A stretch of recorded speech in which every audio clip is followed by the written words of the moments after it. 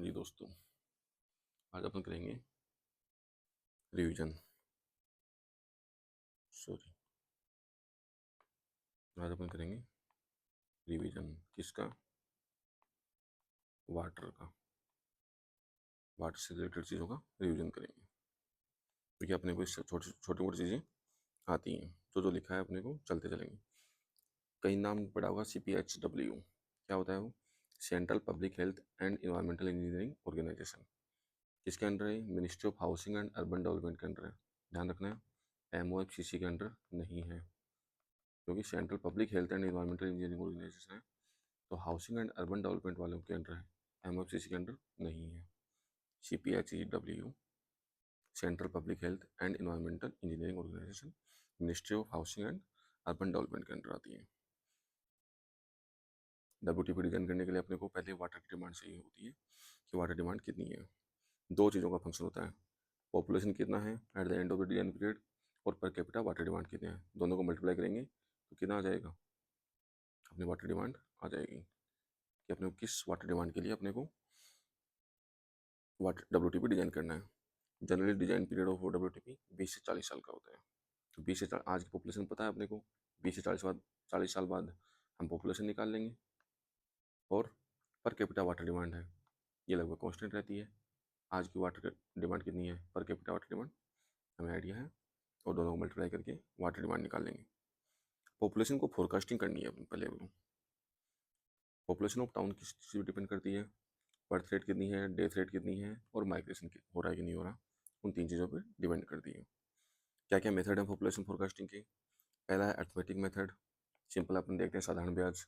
किसके लिए? Old city के लिए। क्यों? क्योंकि इसकी वैल्यू कम आती है। Simple P0 P1 P2 P3 देते हैं, अपन निकाल लेते हैं।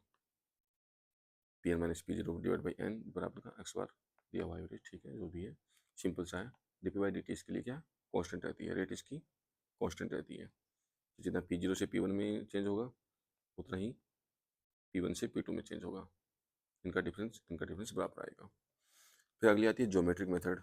अपन चक्रवर्ती ब्याज पढ़ते थे, इसको लॉगरिथम और इंक्रीज मेथड भी बोलते हैं, या uniform increase method. For new and emerging city के लिए काम में आती है। क्यों? क्योंकि इसमें वैल्यू काफ़ी ज़्यादा आती है। Pn बराबर P0 इंटू 1 प्लस r⁴n। पूरे सिविल में अपन यही यूज़ करते हैं, हर जगह बहुत जगह यूज़ होता है। r क्या है इसमें? ग्रोथ रेट है, geometric mean of growth rate. P0 से P1 P2 P3 में देखेंगे, P0 से P1 में कितना परसेंट इंक्रीज हुआ, R1 इंक्रीज हुआ, P1 से P2 R2 इंक्रीज हुआ। फिर इनका एवरेज ले लेंगे, कौन सा? GM, geometric mean. कैसे? R1 R2 R3 की पावर 1/3, 4 होंगे तो 1/4, R बार रूट R1 R2। ठीक है, अपन R को सिंपल ज्योमेट्रिक अर्थमेटिक मीन भी निकाल सकते हैं, लेकिन ये वैल्यू लेने पे R की वैल्यू ज़्यादा आ जाती है। क्यों? क्योंकि अपने को पता है AM greater than GM greater than HM। Arithmetic mean ज़्यादा होता है, ये इसमें कन्फ्यूजन मत होना, ये अर्थमेटिक मेथड है, ज्योमेट्रिक मेथड है, मीन अलग चीज़ है। तो मीन अपन ज्योमेट्रिक मेथड में ज्योमेट्रिक मीन लेंगे, यही प्रीफर करेंगे। Pn कैसे निकला देखो, एक साल बाद निकालना है P0 इंटू 1 प्लस आर, 2 साल बाद निकालना है इंटू 1 प्लस आर और कर दो, फिर 1 प्लस आर कर दो, फिर 1 प्लस आर कर दो, तो आता है P0 इंटू 1 प्लस आर की power n। dp/dt proportional to P, क्योंकि हर बार अपन अगले साल के लिए निकालनी है P0 इंटू 1 प्लस आर करेंगे, अगले साल के लिए और के लिए निकालनी है P0 into 1 plus R into 1 plus R करेंगे, तो dp/dt proportional to P। Okay, फिर अपनी आती है अर्थमेटिक मेथड के लिए एक आता है इंक्रीमेंटल इंक्रीज मेथड। क्या?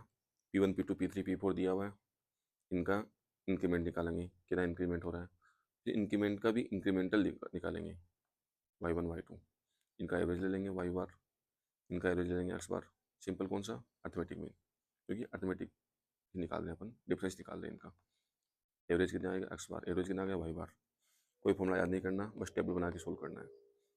Pn निकालेंगे तो कितना आएगा? P0 plus n into X bar plus n into n plus 1/2 into y bar. ठीक है, इसको PYQ के थ्रू सोल्व कर लेंगे अपन। ज्योमेट्रिक मेथड समझ आ गया। ऐसे ही डिक्रीजिंग ग्रोथ रेट है। क्यों? क्योंकि स्टार्टिंग में ग्रोथ बढ़ती है, ऐसा नहीं है कि बढ़ती ही चली जाएगी। क्यों? क्योंकि हमारे पास रिसोर्सेज क्या लिमिटेड है, ग्रोथ तो हो रही है लेकिन ग्रोथ रेट कम हो रही है, तो डिक्रीजिंग ग्रोथ रेट आ जाती है यहाँ पे। DP by D T proportional to P S minus P, तो ये पी एस है अपनी सेचुरेशन पॉपुलेशन। बहुत ही ओल्ड सिटी के लिए यूज़ होती है, जैसे कि दिल्ली के लिए। दिल्ली में पॉपुलेशन तो बढ़ रही है लेकिन पॉपुलेशन ग्रोथ है, ग्रोथ रेट कम हो रही है। टेबल के द्वारा सॉल्व कर लेंगे इसको, जैसे P1 P2 P3 P4 दिया होगा, R1 R2 R3 निकाल लेंगे। R1 में कितना, R1 से R2 में कितना डिक्रीज हो रहा है, D1 निकाल लिया। R2 से R3 कितना हो रहा है, डिक्रीज निकाल लिया। एवरेज निकालिए इनका, अर्थमेटिक एवरेज। और फिर फॉर्मूला क्या आ गया, वही इसका जो वाला जैसा, P नोट इंटू 1 प्लस, अब सिंपल यहाँ तो R नोट लिया करते थे, P note into 1 plus R note लिया करते थे, यहाँ R नोट माइनस का D ले लेंगे क्योंकि डिक्रीज भी हो रही है। और फिर दूसरे साल के निकालना है, ये तो P नोट इंटू 1 ये into 1 plus R note minus 2D, ठीक है। अगले साल के लिए और अगले साल के निकाल लेंगे। P नोट ये मान लिया लास्ट वाला, R नोट ये मान लिया, R नोट में से कुछ डिक्रीज होगा, R note into 1 plus R note minus D। Effective growth ये होगी, इफेक्टिव ग्रोथ रेट ये है R नोट माइनस D बार। फिर अगले और साल के लिए निकालना है R नोट माइनस 2D बार। इसमें बस P नोट और R नोट लास्ट वाला ले लेते हैं। ये हो गया डिक्रीजिंग ग्रोथ रेट। फिर अपन जो सबसे सूटेबल होता है वो होता है लॉजिस्टिक करो मेथड, ठीक है। इसमें क्या होता है, ये एक्चुअल है, इसमें बताया गया है कि पॉपुलेशन एक्चुअली इंक्रीज होती है। सिंपल, पहले ऐसे, फिर ऐसे, फिर एक करो ऐसे, फिर एक करो ऐसे, 3 टाइप की इसमें ग्रोथ होती है। यहाँ एक लैग फेज होता है, फिर ये लॉग फेज आ गया। लॉग फेज आ गया तो ज्योमेट्रिक मेथड आ गया, geometric method. DP by D T यहाँ कॉन्स्टेंट आ जाता है, तो ये कौन सा आ गया, अर्थमेटिक मेथड आ गया। DP proportional to DP by D T, rate proportional to P S minus P, ये आ गया decremental decrease method, decremental decrease method. एक ही करो के अंदर 3 आ गए। ज्योमेट्रिक मेथड, ये कौन सा मेथड है, अर्थमेटिक मीन मेथड, और ये डिक्रीजिंग ग्रोथ रेट मेथड। और अगर रेट की बात करिए तो पॉपुलेशन के रेस्पेक्ट में करो था, और ये है, ये सेचुरेशन पॉपुलेशन है, इसके ऊपर कभी वैल्यू जाएगी नहीं। तो पहले ग्रोथ ऐसे बढ़ती है, फिर ऐसे और फिर ऐसे। Geometric method, arithmetic method, decreasing growth rate method. और अगर मैं रेट की बात करूँ, पहले रेट बढ़ रही होती है, फिर रेट कम होने लग जाती है, यहाँ वाले में रेट कम हो रही है, ठीक है।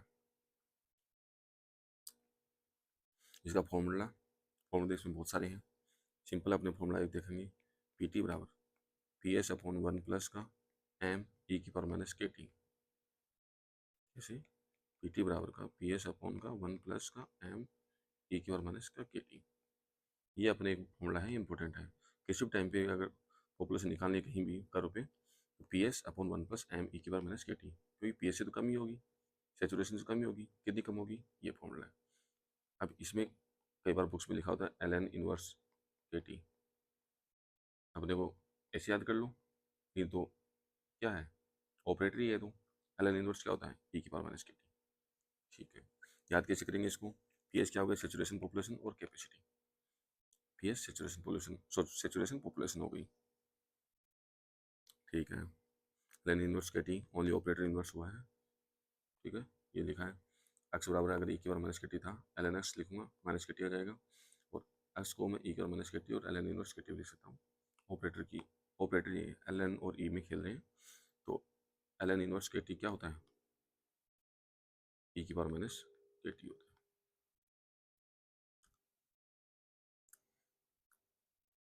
यहाँ स्लो स्टार्ट होता है क्योंकि पहले पॉपुलेशन एडजस्ट हो रही होती है, एकदम से पॉपुलेशन बढ़ नहीं रही होती है, पहले पॉपुलेशन एडजस्ट हो रही होती है कि रिसोर्सेज क्या है, कैसे हैं, फिर फास्ट ग्रोथ होती है, फिर DP by D T constant होता है अर्थमेटिक मेथड, और फिर डिक्रीज हो रही होती है, स्टार्ट स्लो करती है, फिर ग्रो फास्ट करती है, एंड फिर सेचुरेट हो जाती है। ओके, जो हमने फॉर्मूला देखा था उसमें एम क्या है, एम है पी एस और पी नोट के बीच का उस टाइप का difference P S minus P naught अपन पी नोट, ये एम हो गया। एक अपन एन भी पढ़ेंगे, वो क्या है पी एस माइनस का पी वन बटा P one. P S P one के रिस्पेक्ट में कितनी हो रही है, एम है पी नोट के रिस्पेक्ट में कितनी चेंज हो रही है, ये एम और एन हो गया। और फिर के निकालेंगे, के कैसे निकालेंगे, L N N minus L N M अपन का डेल्टा टी, ये क्या आ जाएगा के आ जाएगा। एन क्या आएगा P S minus P one अपन पी वन माइनस का L N P S minus P naught अपन पी नोट, ये एम आ गया और अपन डेल्टा टी आ गया, तो ये आ गया के। और फिर आ गया अपने को सारी चीज़ आ गई, एम आ गया के आ गया। तो एन का यूज कहाँ आया था, इस के में आया है, ठीक है। फिर क्या था, एक फॉर्मूला और है पी एस निकालने का कि सेचुरेशन पॉपुलेशन के लिए तो अपने पास कोई फॉर्मूला ही नहीं है, तो अपन सेचुरेशन पॉपुलेशन के लिए एक फॉर्मूला याद रखेंगे। कैसे याद करो, P note P two minus का पी वन स्क्वायर अपन का P note P two minus का पी वन स्क्वायर।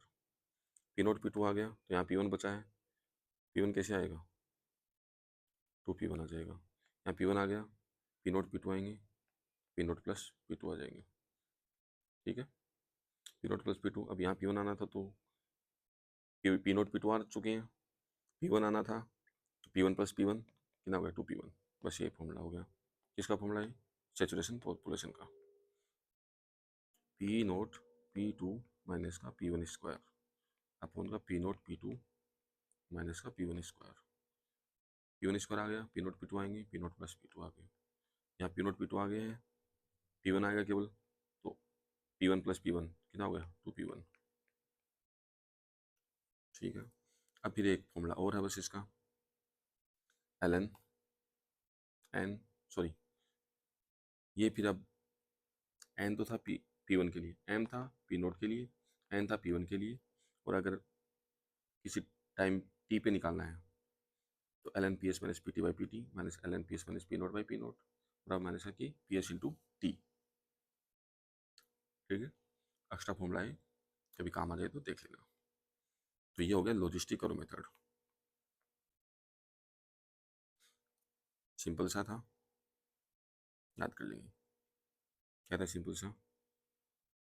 इसको एक बार फिर से देख लेते हैं, किसी भी टाइम टी पे निकालना है तो पी एस अपन का वन प्लस का एम ए के और माइनस का के टी, एम निकालूंगा मैं, एम कैसे आएगा पी एस माइनस का P zero upon P zero, N निकालूंगा पी एस माइनस का P one upon P one, K निकालना है एल एन एन माइनस का एल एन एम अपॉन का डेल्टा टी, पी एस निकालना है P note P two minus का P one square, P note P two minus का P one square, P one आ गया, P note plus P to आएगा, P note P to दोनों आ गए, P one आएगा, P one plus P one two P one हो गया।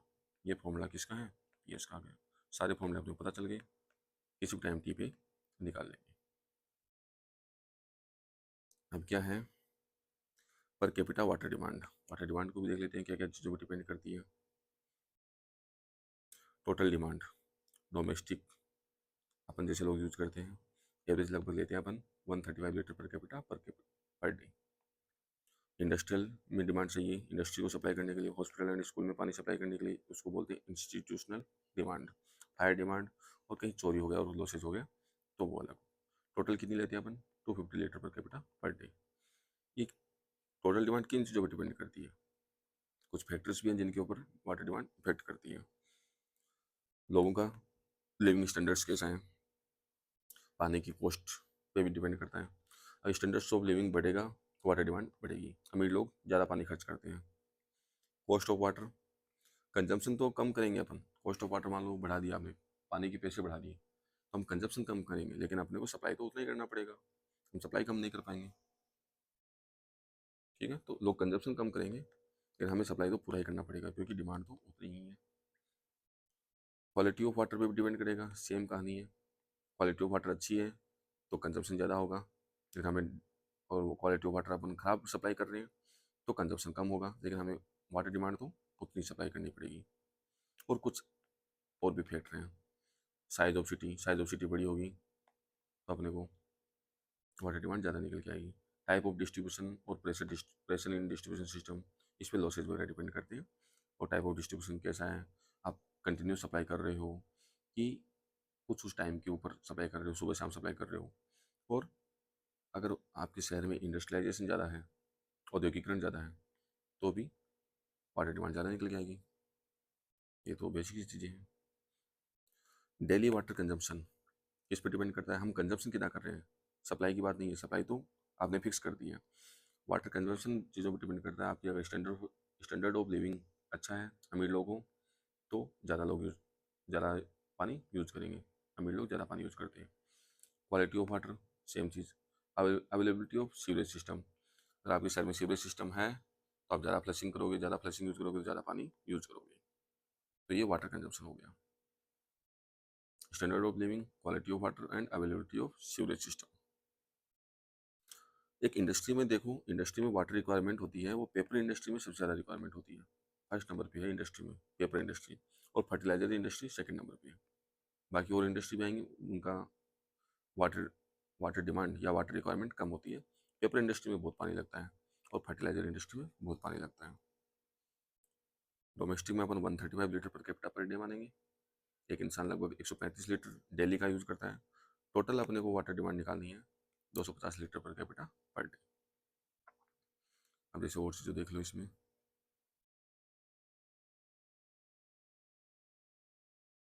मान लो एवरेज डेली डिमांड थी वो 135 लीटर पर कैपिटा डोमेस्टिक के लिए, एग्जांपल ले लिया हमने, या फिर टोटल निकालो 250 litre per capita per day.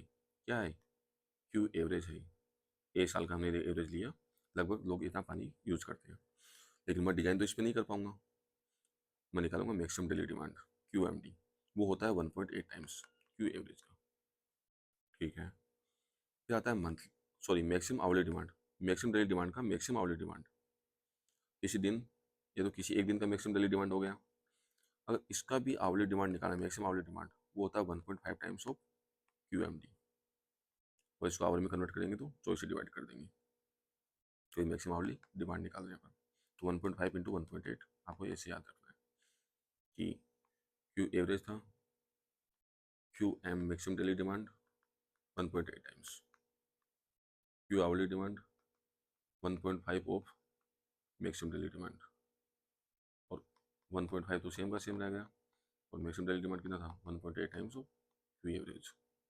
लेकिन आवली तो नहीं आया, इसको डिवाइड बाई 24 कर दूंगा तो क्यू मैक्सिमम आवली डिमांड आ जाएगी। ठीक है, फिर आता है एक पीक फैक्टर। 1.5 और 1.8 ये सब क्या है, पीक फैक्टर ही है। इसके लिए गुडरिच फॉर्मूला आता है 180 टी की पावर माइनस का 0.1 डेज में आएगा। तो इसको आवली डिमांड वाला नहीं निकाल पाएंगे, इसमें जो 1.8 वाला फैक्टर निकाल जाएंगे। मंथली वाला निकालना होगा, मंथली वाला निकाल लेंगे, टी की वैल्यू 30 रख देंगे तो मंथली आ जाएगा, मंथली का पीक फैक्टर कितना होता है। जैसे जैसे सैम्पल साइज बढ़ेगी पीक फैक्टर भी कम होता जाएगा। ये अपने को बेसिक बेसिक चीज़ों का आइडिया है। डिजाइन डिमांड के लिए लिया अपन, हमने सब निकाल दिया।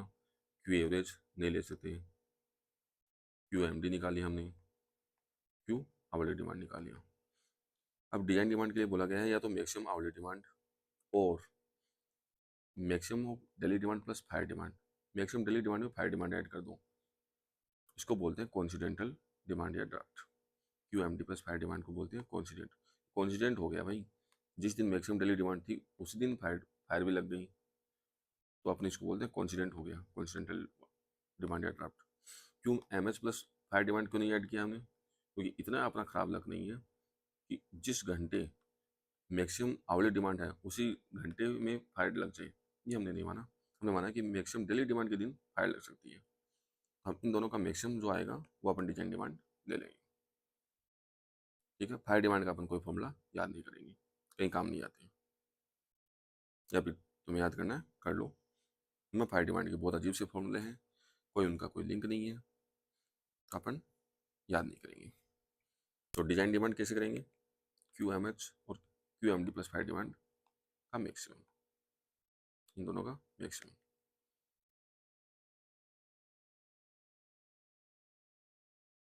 कैसे कैसे आता है देखो, इनटेक लिया, कहाँ से आता है, अपस्ट्रीम ऑफ पॉपुलेशन टाउन।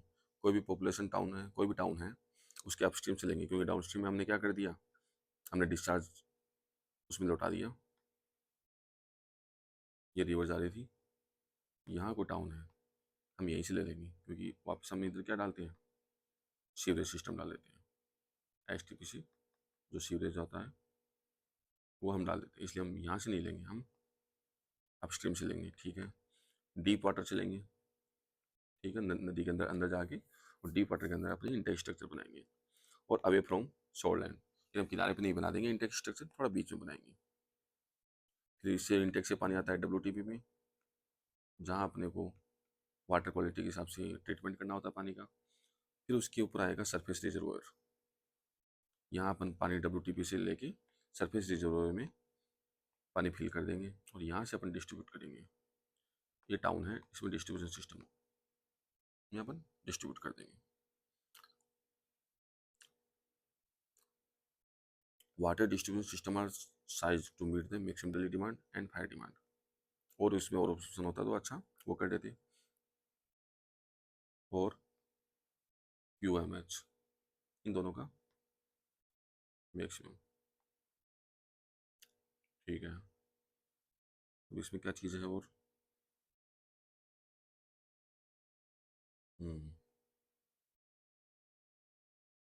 अब आ जाओ डिज़ाइन पीरियड पे। Design period of various system, बहुत सारे सिस्टम्स का अपन डिज़ाइन पीरियड क्या क्या रहता है।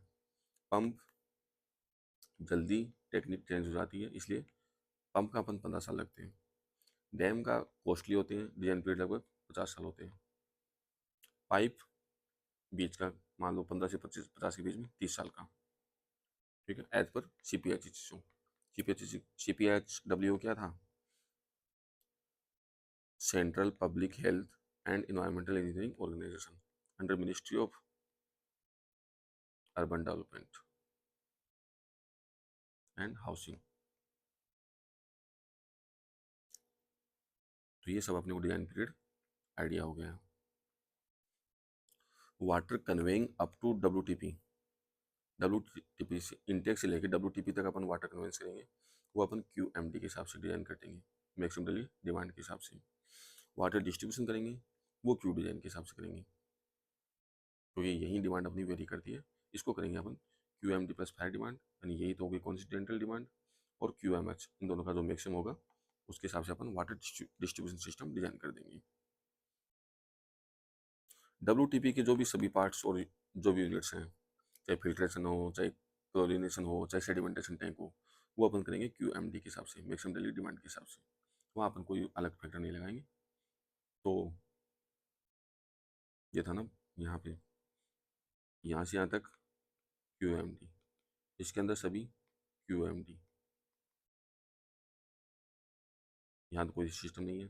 ये वाला ये करेंगे अपन QMH और QMD प्लस का हायर डिमांड, क्या हो गई, कॉन्सिडेंटल डिमांड, इन दोनों का मैक्सिमम।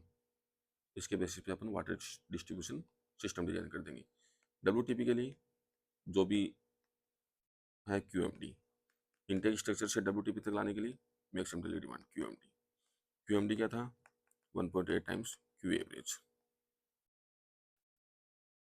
QMH क्या था, 1.8 टाइम्स ऑफ QMD, QMD का QMD कितना था, 1.5 टाइम्स ऑफ, सॉरी पहले आएगा 1.5 टाइम्स ऑफ QMD, और QMD था 1.8 time of Q average. Idea हो गया। तो QMH 1.5 टाइम्स ऑफ QMD और QMD 1.8 times of Q average. अब ये आगे जाके 2 हो जाएगा, किसमें, STP में। जब सीवरेज सिस्टम डिजाइन करेंगे तो 2 हो जाएगा, बस इतना ध्यान रखना। फिर वहाँ आगे जाके 2 इंटू 1.5 कितना हो जाएगा, 3 हो जाएगा। ये आगे अपन देखेंगे। तो यहाँ अपने को बस याद करना है 1.8 और 1.5 दोनों मिला के हो जाते हैं 2.7। ये हो जाएगा WTP में, WTP मतलब डिस्ट्रीब्यूशन सिस्टम में। और जब STP की बात करेंगे, अभी बता देता हूँ, आगे भी अपन देखेंगे इसको, 2 इंटू Q एवरेज, ये तो हो गया QMD। Q M D. Hourly निकालेंगे C M 1.5 into Q M D, क्या हो गया क्यू एम एच हो गया। तो पूरा देखूंगा तो मैं 3 का पीक फैक्टर आ जाता है, यहाँ आता है 2.7 का, किसमें क्यू एम एच के लिए।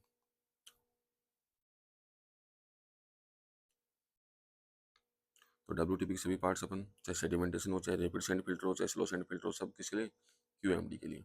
इनटेक से W T P Q M D के लिए, और आगे डिस्ट्रीब्यूशन सिस्टम के लिए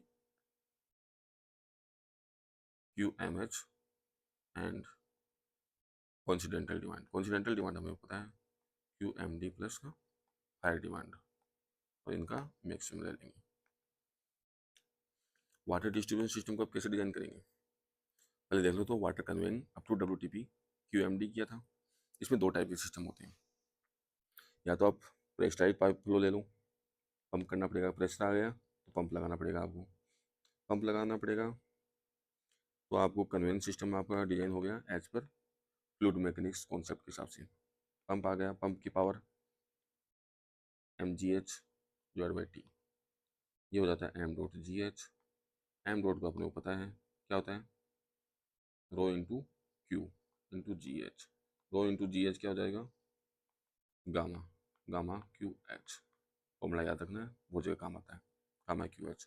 एच क्या आएगा इसमें, हाइट डिफरेंस प्लस का जो लॉसेज हो जाता है एच एफ। एच एफ क्या है, F L Q square upon 12.1 D की पावर 5। क्यू इसमें क्या लेंगे, अब काम आएगा वो अपना Q M D, maximum daily demand. क्यों, क्योंकि मैं वाटर कहाँ से ला रहा हूँ, डब्ल्यू टी पी तक पानी ला रहा हूँ, तो क्यू एम डी ले लूँगा मैं यहाँ तक। इस फॉर्मूले को बोलते हैं डार्सी विस्विच फॉर्मूला, जो अपन एफ में पढ़ते हैं। एफ एल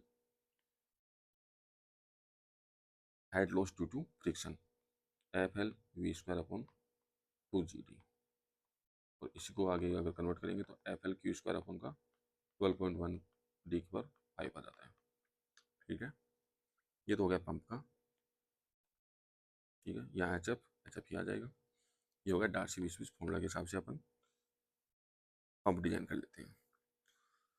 फिर आता है अगर अपने को, अगर मुझे ग्रेविटी फ्लो करवाना है तो ग्रेविटी फ्लो ओपन चैनल तो करवाऊंगा नहीं मैं, क्योंकि डब्ल्यू टी पी के लिए पानी ला रहा हूँ मैं, वहाँ तो कुछ भी गिर सकता है, इसलिए मैं क्लोज ग्रेविटी फ्लो करवाता हूँ। क्लोज ग्रेविटी फ्लो मतलब डिजाइन लाइक आपको सीवरेज पाइप की तरह आपको डिजाइन करना है। सीवरेज पाइप के लिए आपको कहीं भी कुछ भी आ जाए, आपको पहले 3 फॉर्मूले याद रखने हैं। डी बाई डी डायमीटर का ratio 1/2 into 1 minus cos alpha by 2। P by P wetted perimeter का ratio alpha by 360 degree. Area का ratio alpha by 360 degree minus का साइन अल्फा बाई 2 पाई। 3 फॉर्मूले अपन फिर भी देखेंगे, इसके हिसाब से अपन डिजाइन कर लेंगे।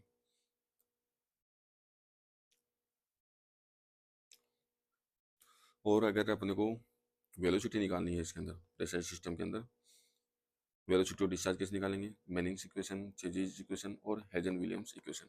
3 इक्वेशन है, कोई भी यूज कर सकते हो, जैसा क्वेश्चन में दिया हुआ है वैसा यूज कर सकते हो। वेलोसिटी और डिस्चार्ज के लिए, डिस्चार्ज तो क्या हो गया, क्यू बराबर ए इंटू वी, ये तो कोई सिस्टम नहीं है, सिंपल सा है। तो वेलोसिटी या तो मैनिंग 1/n r की पावर 2/3 h पावर 1/2, मैनिंग्स कर लो, चेजिस कर लो, वी बराबर सी रूट आर एस, और हेजन विलियम्स इक्वेशन यूज कर लो। ये भी लगभग मैनिंग जैसी ही है, ये थोड़े से चेंज हो गए हैं बस। तो 0.85 सी एच, आर की पावर 0.65 और एस की पावर 0.54।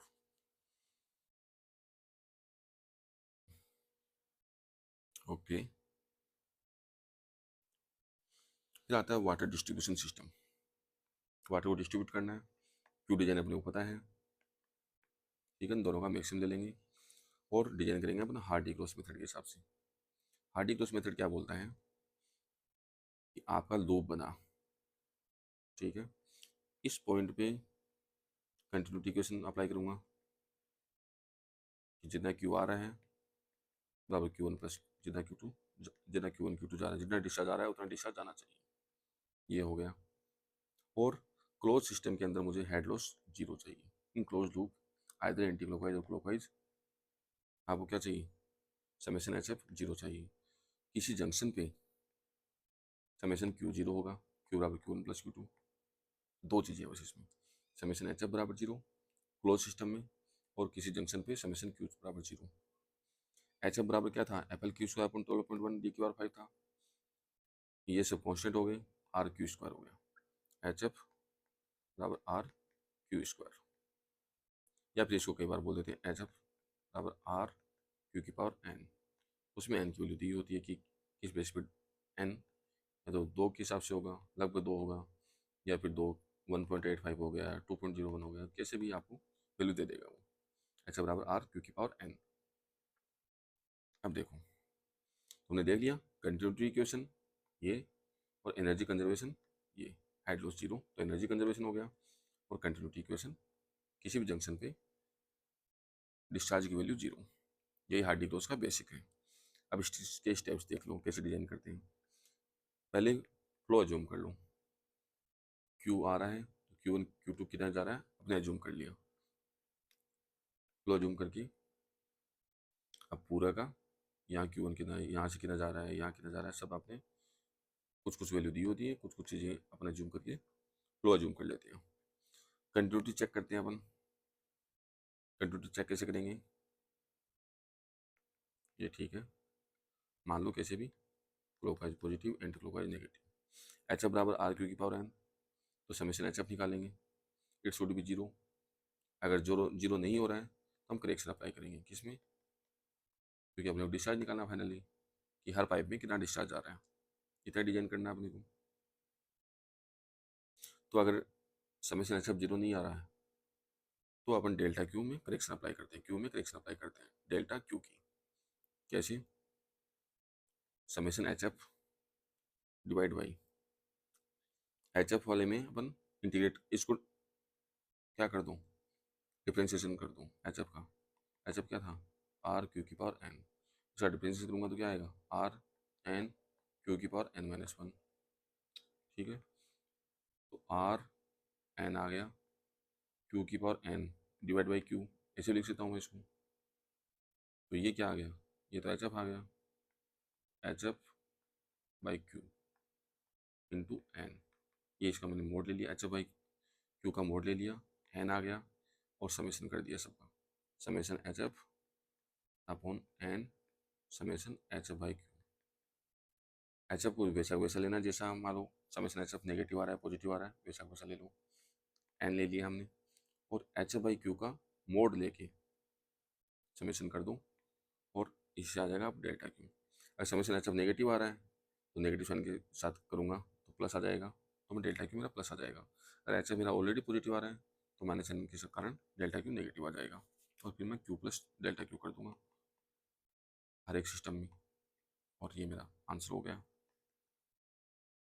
क्या था इसमें, फ्लो अज्यूम करो, कंटिन्यूटी चेक कर लिया हमने, हर एक जॉइंट पे कंटिन्यूटी चेक कर लिया, H F summation H F zero होना चाहिए था क्लोज लूप में, चेक करिए नहीं आ रहा मान लो जीरो, तो मैं करेक्शन लगाऊंगा, क्यू में क्या लगाऊंगा डेल्टा क्यू की करेक्शन लगाऊंगा, डेल्टा क्यू का क्या आएगा समेशन एच एफ अपॉन का, एच एफ क्या था आर क्यू की पावर एन था, इसको मैंने डिफ्रेंशिएशन किया कितना आया एन और एच एफ बाई क्यू, इसका मैं समेशन कर दूंगा, एन तो कॉन्स्टेंट बाहर आ जाएगा और ये आ जाएगा, और अगर समेशन एच एफ पॉजिटिव आ रहा है तो डेल्टा क्यू नेगेटिव, और इसलिए मैं माइनस साइन लगा देता हूँ क्योंकि मुझे क्या निकालना है डेल्टा क्यू निकालना है, चेंज निकालना है कि मैं कितना करेक्शन करूँ। आसान था।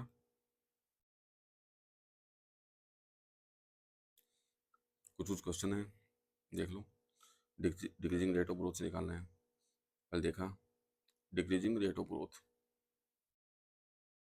इंक्रीज देखा परसेंटेज इंक्रीज निकाला मैंने, डिक्रीज निकाला, एवरेज ले लिया, आर वन निकाल लिया, कितना 11.59 से कितना कम हो रहा है, एवरेज कितना कम हो रहा है, ठीक है।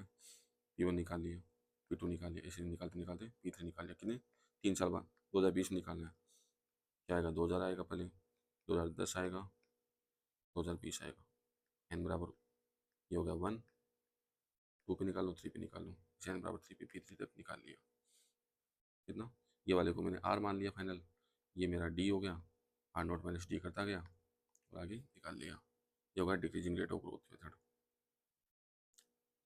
ये saturation population P nought P2 minus का P1 square, P not P2 minus का P1 स्क्वायर, यहाँ क्या बचा P नॉट प्लस P2 बचा, यहाँ पी नोट पी टू तो आ गया, पी वन बचा, तो P one plus P one, तो पी वन हो गया। ये क्या आ गया, पी एस आ गया। एम मुझे पता है, एन मुझे पता है, एम क्या आएगा, P S minus P zero upon P zero. P zero के रेस्पेक्ट में कितना चेंज हो रहा है, एन पी वन के रेस्पेक्ट में कितना चेंज हो रहा है, ठीक है। और फाइनल फॉर्मूला मैं लिख दूंगा पी टी का, किसी मोमेंट पे मुझे वैल्यू चाहिए, पी एस अपॉन का वन प्लस का एम ई के और माइनस का के टी।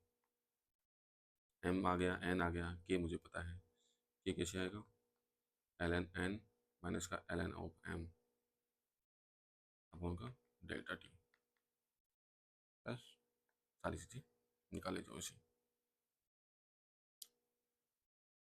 जैसे कुछ कुछ चीज़ें और दी हुई हैं, ये हमने देख ही लिया। वाटर डिमांड, डिस्चार्ज फैक्टर सब देख लिया हमने। वेरिएशन के साथ वाटर डिमांड में मैक्सिमम डेली डिमांड निकालूंगा 1.8 टाइम्स आएगा, आवली डिमांड निकालूंगा इसका 1.5 आएगा, फिर मैं वैल्यू रख दूंगा 2.7 और क्यू एवरेज आ जाएगा। एस टी पी में कितना आएगा, जब सीवरेज करूँगा तो 2 टाइम्स ऑफ क्यू एवरेज आएगा। क्या है, Q M D, Q M D से क्यू एम एच निकालूंगा तो 1.5 सेम रहेगा ही क्यू एम डी, और क्यू एम डी कितना हो गया 1.5 तो सेम रह गया, और 2 कितना आ गया 2 टाइम्स ऑफ क्यू एवरेज, तो कितना आ गया 3 आ गया, 3 टाइम्स ऑफ क्यू एवरेज, क्या आ गई क्यू एम एच। अब वो यूनिट सेम करने के लिए आपको चॉइस से डिवाइड कर लेना है वो तो, क्योंकि ये तो पर डे में है, क्यू एवरेज, क्यू एवरेज क्या है पर डे में है, आवले निकालना आपको, बटा चॉइस कर दो इसको, वो अलग चीज़ है। गुडिज फॉर्मूला 180 टी की बार -0.1, 180 के साथ कर सकते हो क्योंकि अपन मैं टी की वैल्यू अगर 1 डालूंगा 180 टी की पावर -0.1, टी की वैल्यू 1 डालूंगा तो 1 आ गया 180, यानी 1.8, 180% आ गया 1.8 आ गया, ये 1.8 है। Coincidental demand draft Q maximum daily plus fire demand, total demand जिसके लिए मैं क्या डिजाइन करूँगा, ये किसके लिए है, ये मुझे डिस्ट्रीब्यूशन सिस्टम के लिए है। Total demand maximum Q coincidental demand plus Q M H, hourly demand maximum hourly demand plus Q coincidental demand, coincidental demand ये रही। सारा आइडिया आपने को हो गया। अभी एक सिस्टम हो रहा था कि हम पानी लें कहाँ से, सोर्स ऑफ वाटर, ये अपने चैप्टर अपना इन्वायरमेंट में पढ़ा देते हैं अपने को, यही चैप्टर अपने को हाइड्रोलॉजी में पढ़ा देते हैं, और ये चैप्टर अपने को सॉइल में भी पढ़ा देते हैं। देख लेंगे अपने इसको कहाँ पढ़ेंगे, बेसिक जो चीज़ें हैं वो देख लेते हैं, सोर्स ऑफ वाटर और well hydraulics. Root zone, zone of capillary पता है, ये जोन ऑफ रॉक फ्रैक्चर होता है, और जोन ऑफ रॉक फ्लेज तो जोन ऑफ रॉक फ्लोएज होता है। ये यहाँ रॉक फ्लो होती रहती है, यहाँ तो कोई पानी होता नहीं है, रॉक फ्लोएज में मतलब फ्लो हो रही है रॉक, रॉक रॉक के रूप में नहीं, रॉक फ्लो हो रही है मोल्टन स्टेट में, तो यहाँ तो कोई पानी नहीं है। पानी अपने मिलेगा जोन ऑफ रॉक फ्रैक्चर में, जहाँ रॉक फ्रैक्चर रहती है, ठीक है। यहाँ पानी है और वो थोड़ा अच्छा कैपिलरी होगी, जोन ऑफ कैपिलरी आ जाता है, और यही पानी ऊपर तक पहुँच जाता है, रूट जोन हो जाता है। रूट जोन अपना लगभग 1 से 2 मीटर तक होता है, ये किलोमीटर्स में होता है। टाइप ऑफ जियोलॉजिकल फॉर्मेशन क्या है, एक्यूफर, एक्यूक्लूड, एक्यूटार्ड और एक्यूफ्यूज। सी आ रहा है इसमें, एक्यूफर अपने जानते हैं, इनमें दोनों चीज़ें होती हैं, परमेबिलिटी एंड पोरोसिटी, ये पानी होल्ड भी कर सकती हैं एंड पानी फ्लो भी करवा सकती हैं। परमेबिलिटी फ्लो के लिए होगी, पोरोसिटी, पोरोसिटी किसके लिए होती है, स्टोरेज के लिए होती है, पानी कितना स्टोरेज कर पाएगा उसको नापते हैं अपन पोरोसिटी से, और परमेबिलिटी पानी फ्लो करवा पाएगी नहीं करवा पाएगी। एक्यूक्लूड सी आ गया, इसमें ये क्ले टाइप का होगा, क्ले में फाइन पार्टिकल होते हैं, इनकी सॉरी पोरोसिटी खूब रहती है, इनकी पोरोसिटी हाई रहती है, लेकिन ये पानी इनफिल्ट्रेट नहीं कर पाते, मतलब आपने फ्लो नहीं करवा पाते, बट क्या के लगभग 0 हो गया, परमेबिलिटी 0, एक्यूक्लूड मतलब सी आ रहा है, क्ले, बस क्ले के फाइन पार्टिकल्स पोरोसिटी खूब ज़्यादा होगी, पानी को होल्ड खूब करेंगी लेकिन पानी को फ्लो नहीं होने देंगे, के 0। एक्यूटार्ड इन दोनों के बीच का, एक्यूफर और एक्यूक्लूड के बीच का, इसमें के 0 है, इसमें के थोड़ा सा होगा तो ये सीपेज करा पाएगा, और इसमें पोरोसिटी बहुत ज़्यादा है, इसमें पोरोसिटी कम होगी, ये होगा एक्यूटार्ड। एक्यूफ्यूज फ्यूज तो आ गया रिफ्यूज, क्या हो गया रोक, रोक एक्यूफ्यूज, ना परमेबिलिटी ना पोरोसिटी, ठीक है, क्या हो गया रोक फ्लोएज वाला हो गया, ठीक है। एक्यूपर सब जानते हैं क्या होती है, सैंड वगैरह होती है, ये एक्यूक्लूड नाम ही आ रहा, क्ले, शीशे क्ले, ये होती हैं थोड़ी फाइन सैंड या सिल्ट टाइप की, थोड़ा थोड़ा है परमेबिलिटी, इसकी जीरो है, इसकी ठीक अच्छी खासी है, इनकी बीच की परमेबिलिटी थोड़ी सी है, मतलब सीपेज कर पाएगा, इसकी पोरोसिटी कम है, इसकी पोरोसिटी खूब ज़्यादा है, पानी क्ले खूब होल्ड करती है क्योंकि फाइन पार्टिकल है, इनकी बीच की हो जाएगी। स्प्रिंग होती है, इन्फिल्ट्रेशन गैलरी होती है, रेडिएशन वेल होते हैं, कोई दिक्कत नहीं है। आता है अपना well hydraulics, open well, tube well.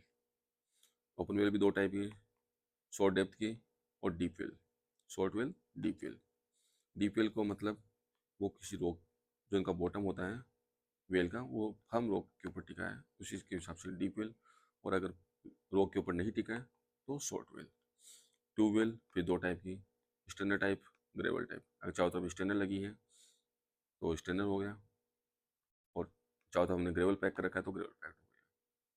अब इनकी थ्योरी देख लूँ, एक्यूफरेंट थ्योरी, डुपिट्स थ्योरी, थीम्स थ्योरी। सबसे पहले तो अपन देखो कि एक्यूपर कौन सा, सबसे पहले अपने दिमाग में आना चाहिए कि एक्यूपर है कि एक्यूपर कौन सा है। एक्यूपर दो टाइप के हैं, कन्फाइंड, अनकन्फाइंड। एक फर्स्ट एक्यूपर भी आता है, वो भी चलो कहीं देख लेंगे, अनकन्फाइंड एक्यूपर और कन्फाइंड एक्यूपर। तो अनकन्फाइंड एक्यूपर की भी थ्योरी है, क्या है, डुपिट साहब ने भी थ्योरी दी है, थीम्स ने भी थ्योरी दी है। थीम्स मतलब डुपिट्स का ही थोड़ा सा अपडेटेड वर्जन है कि इसमें ऑब्जर्वेशन वेल एक रहता है, one observation well, one observation well, और इसमें दो ऑब्जर्वेशन वेल रहते हैं। इसमें जब भी फॉर्मूला आएंगे H1H2 आएंगी, R1R2 आएंगी, इसमें बस एक जगह ऑब्जर्वेशन वेल लेते हैं। फॉर्मूला पाई की एच स्क्वायर माइनस का एच नोट स्क्वायर अपन का ln R/R W। R क्या है, रेडियस ऑफ, नाम भूल गए, R यहाँ तक होती है जहाँ तक क्या ना हो जाए, ड्रॉ डाउन करो है, अपने वापस वाटर टेबल पे ऐड हो जाए, वहाँ तक रेडियस को बोलते हैं इन्फ्लुएंस रेडियस, रेडिएशन ऑफ इन्फ्लुएंसन या influence, radiation of, sorry, radius of influence. कई पहले फॉर्मूला पढ़ते थे, R बराबर क्या होता था, 3000 एस रूट की, 3000 एस रूट की, वो आगे अपन देख लेंगे किसी, जब अपन इसको डिटेल में पढ़ेंगे तो देख लेंगे। अब इसका discharge can be increase by, अगर डाया ऑफ वेल रिड्यूस कर दूंगा और increasing the depth of well कर दूंगा तो क्या हो जाता है, डिस्चार्ज बढ़ जाता है। ओके, कोई दिक्कत नहीं। थीम्स थ्योरी में दो ऑब्जर्वेशन होंगे, फॉर्मूला सेम रहेगा, पाई की H1 square minus H2 square upon ln R1/R2। इसमें R वाला कॉन्सेप्ट हट जाता है क्योंकि ये मेजर करना काफ़ी डिफिकल्ट काम है। Radius of influence, confined aquifer, ऊपर वाले को क्या करता हूँ मैं, इसको डेरिवेटिव कर लेता हूँ, मतलब डिफ्रेंशिएशन कर लेता हूँ, तो क्यू बराबर वो दो आगे आ जाता है, 2π/d, एच माइनस का एच नोट कर लो अपन ln R/R W कर लो। ये एच क्या है, ये बढ़िया चीज़ है। एच होता है बॉटम से, चाहे कन्फाइंड एक्यूपर हो अनकन्फाइंड एक्यूपर हो, एच नोट लूंगा मैं डेप्थ ऑफ वाटर, इसको बोलते हैं, यहाँ है ये है ड्रॉ डाउन, ये है ड्रॉ डाउन, इसको बोलूँगा मैं एस से। तो फॉर्मूले में हमेशा एच नोट और एच बॉटम से डेप्थ लेनी है, पानी की डेप्थ अभी है कितनी, ठीक है। अब चाहे एच माइनस एच नोट करो इसमें, और चाहे एच माइनस एच नोट करो, सेम आता है, लेकिन H square minus H note square में सेम नहीं आएंगी, ठीक है। क्यू बराबर 2π/kd h minus h note ln r/r। D क्यों आया? क्योंकि डायमेंशनल तो अपने सेम करना है। और 2 क्यों आ गया? क्योंकि हमने इसको डिफ्रेंसिएशन कर दिया या 2 आगे ले आई बस। क्यू बराबर क्या था? अनकन्फाइंड में क्या था? पाई के h2 सिंपल कर लो, h2 माइनस h1 अपन ln r2/r1। ये अपन याद रखते हैं फॉर्मूला। कन्फाइंड आ गया 2π/kd h2 माइनस h1 अपन ln r2/r1। बस ये फॉर्मूला है 2π/kd ln r/rw। और भाई अगर थीम्स भाई साहब आएंगे स्टडी स्टेट के लिए, मान लो टाइम बहुत हो गया है, स्टडी स्टेट बन गया है, तो 2π/kd h2 minus h1 ln r2/r1। ये kd है, इसको बोलते हैं ट्रांसमिसिबिलिटी। k तो क्या था? परमेबिलिटी। और k इंटू डी क्या हो गया? ट्रांसमिसिबिलिटी। जैसे v प्रोपोर्शनल टू i था, बोला था, v बराबर k i बोल दिया था, q बराबर k i ए बोल दिया था, तो k क्या हो गया? q अपॉन i इंटू ए हो गया। तो t क्या है? ट्रांसमिसिबिलिटी क्या है? k into D. ठीक है, तो यहाँ से मैं निकालूंगा q अपॉन का i इंटू ए की डेप्थ बचेगी, क्यों डी टू डी तो कैंसिल हो जाएगा, तो यहाँ बचेगा i इंटू एल ट्रांसमिसिबिलिटी। बस अपने ट्रांसमिसिबिलिटी याद रखनी है, टी बराबर के इंटू डी होता है। के की यूनिट क्या होती है? मीटर पर सेकंड स्क्वायर। ये यूनिट मीटर है, तो मीटर स्क्वायर पर सेकंड ट्रांसमिसिबिलिटी की यूनिट हो जाएगी। अब मान लो कुछ एक वेल यहाँ है, एक वेल यहाँ है, एक वेल यहाँ, हमने तो अभी तक इंडिविजुअल का निकाला था। अगर म्यूचुअल इम्पैक्ट हो रहा है टू और मोर ट्यूबवेल का, अगर मान लो दो ट्यूबवेल होते हैं, म्यूचुअल इंटरेक्शन होगा, तो क्या करेंगे? नीचे वाले जो पार्ट है ln r2/r1 में, इसमें क्या कर दूंगा? r/b से मल्टीप्लाई कर दूंगा। ln r2/r1 को r/b से मल्टीप्लाई कर दूंगा। r क्या? रेडियस ऑफ इन्फ्लुएंस, और b इन दोनों के बीच की डिस्टेंस। अब 3 आ गए, इनके लिए अलग, इसके लिए अलग, 3 के लिए r/b इंटू r/b तो ओवर कर दूंगा, r/b इंटू r/b, क्योंकि 3 tubewell and near by interfering कर रहे हैं आपस में। तो 2 वेल कर रहे थे, नीचे ln r2/r1 में क्या कर दिया? r/b से मल्टीप्लाई कर दिया। एक और वेल आ गया इंटरफेयर करने, तो ln r2/r1 इंटू r/b, एक का, दूसरे का r/b, एक और का, बस। अब आता है अनस्टेडी स्टेट। हम पानी निकाले थे, स्टेडी स्टेट नहीं पहुंचा, जिसे पानी निकालना शुरू किया ट्यूबवेल से, उस टाइम की बात है, एट टी बराबर 0 पे। इसके लिए आती है एक theory, these theory. These theory क्या है? अभी नॉर्मल में तो आना शुरू नहीं हुआ, लेकिन ये इंजीनियरिंग सर्विस वगैरह में इसके क्वेश्चन आते रहते हैं। अपने फॉर्मूला पढ़ा था क्यू बराबर 2π/kd, ड्रॉ डाउन मान लो, चाहे इसको h2 माइनस h1 मान लो, h2 माइनस h1 क्या हो जाएगा? ड्रॉ डाउन हो जाएगा। ठीक है, ln r2/r1। अब क्या है? इस ln r2/r1 को हमने क्या बोल दिया? w बोल दिया, इसको बोल दिया वेल फंक्शन है, ये वेल का फंक्शन है।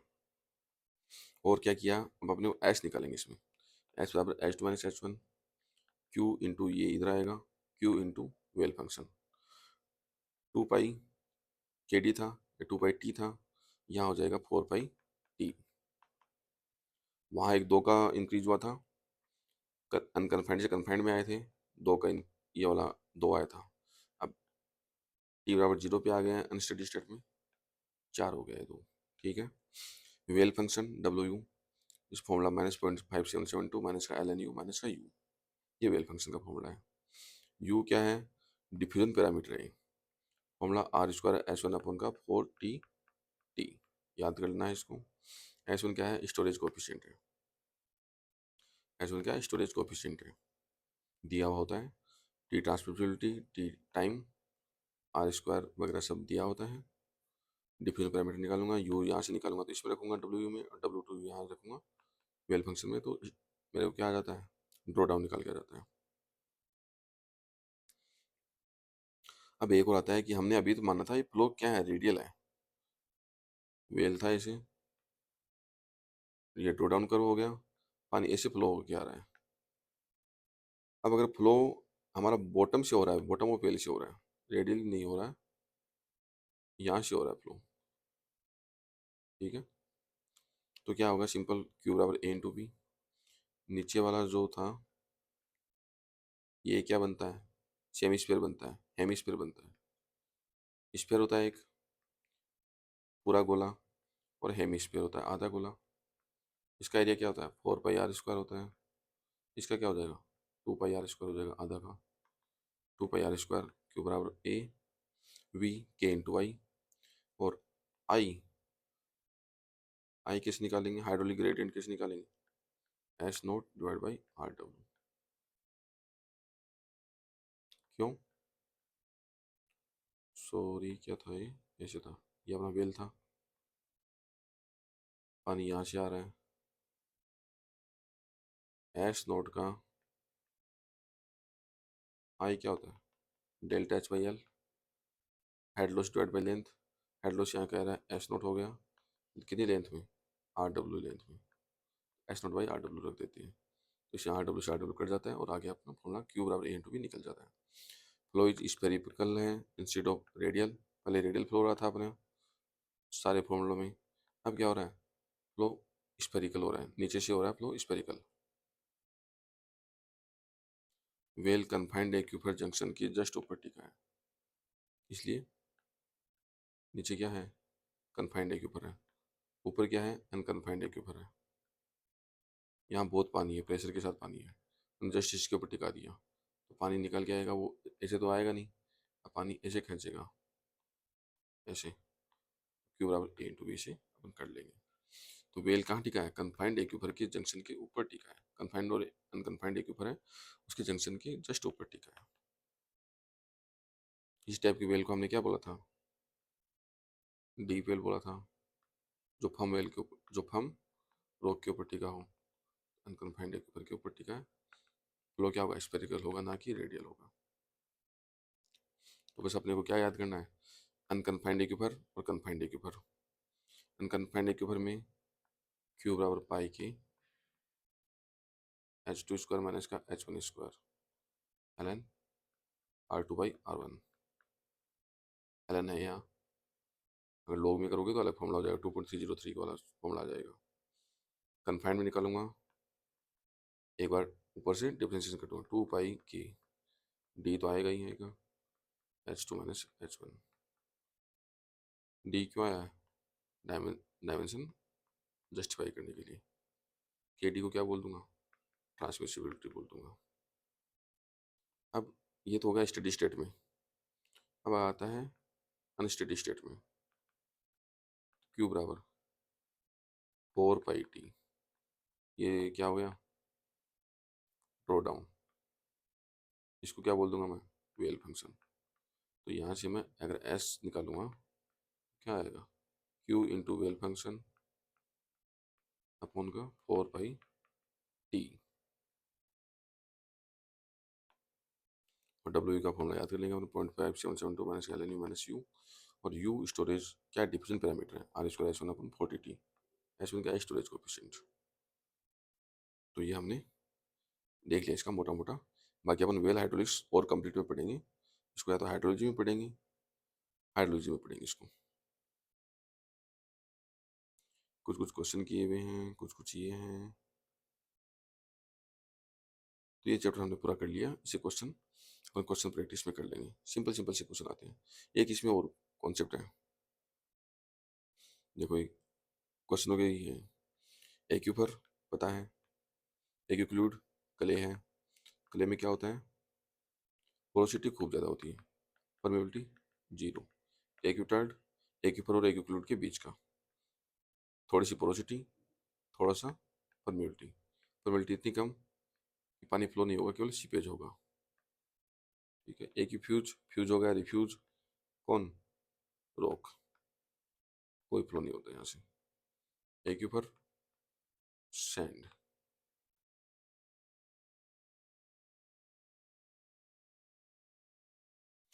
एक आता है